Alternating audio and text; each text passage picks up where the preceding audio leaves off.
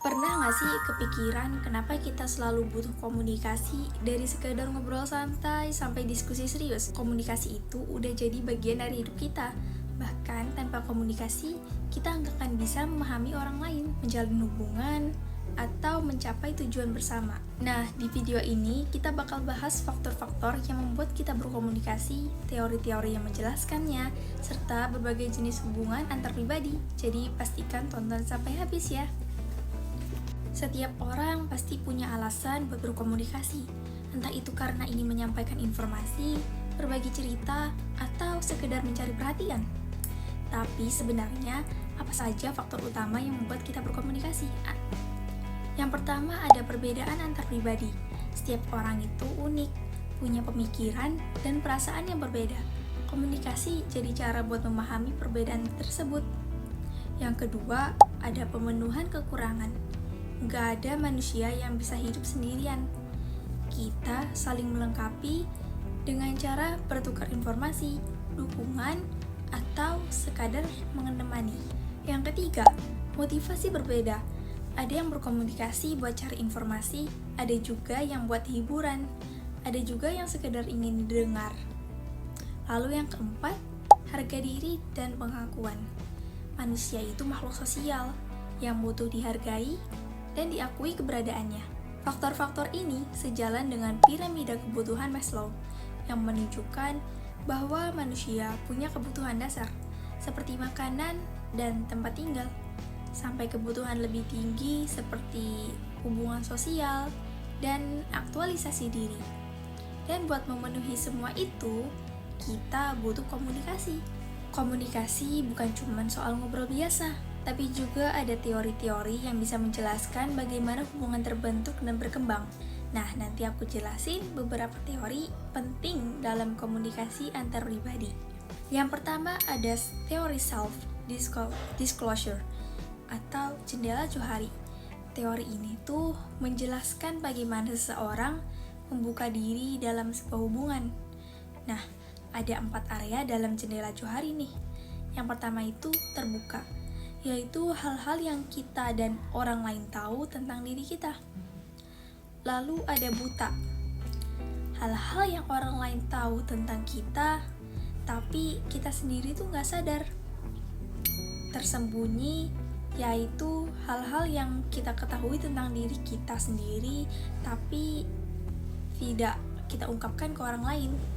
Lalu juga ada tidak dikenal, hal-hal yang bahkan kita sendiri tuh nggak tahu tentang diri kita sendiri. Kedua, teori atribusi. Pernah nggak sih menebak perasaan atau maksud seseorang berdasarkan perilakunya? Misalnya, teman kita tiba-tiba diam nih. Kita mungkin mengira dia lagi marah, sedih, atau cuma lelah. Itulah atribusi usaha kita memahami perilaku orang lain. Ketiga, teori penetrasi sosial. Hubungan itu kayak bawang, ada lapisan-lapisannya. Awalnya kita ngobrol hal-hal ringan, tapi makin lama makin dalam sampai ke pembicaraan yang lebih personal, semakin banyak informasi pribadi yang kita tahu. Keempat, teori proses hubungan.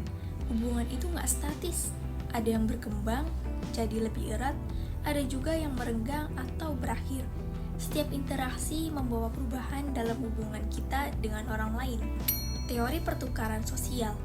Intinya, kita cenderung bertahan dalam suatu hubungan kalau merasa mendapatkan manfaat lebih besar daripada kerugiannya. Kalau hubungannya lebih banyak ruginya, kemungkinan besar kita akan menghindar atau mengakhirinya. Setelah tahu kenapa kita berkomunikasi dan bagaimana hubungan terbentuk, sekarang kita coba bahas jenis-jenis hubungan antar pribadi. Yang pertama ada hubungan sosial, seperti teman sekolah, rekan kerja, atau kenalan biasa. Hubungan ini biasanya nggak terlalu dalam dan bisa berubah sewaktu-waktu. Yang kedua ada hubungan personal, hubungan yang lebih erat seperti sahabat, pasangan, atau keluarga. Biasanya lebih stabil dan penuh keterbukaan. Yang ketiga, ada hubungan profesional.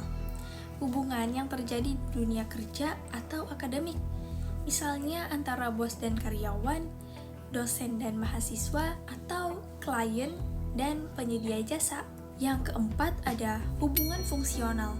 Hubungan yang terjadi karena kebutuhan tertentu, seperti hubungan antara pelanggan dan kasir, pasien dan dokter, atau supir dan penumpang.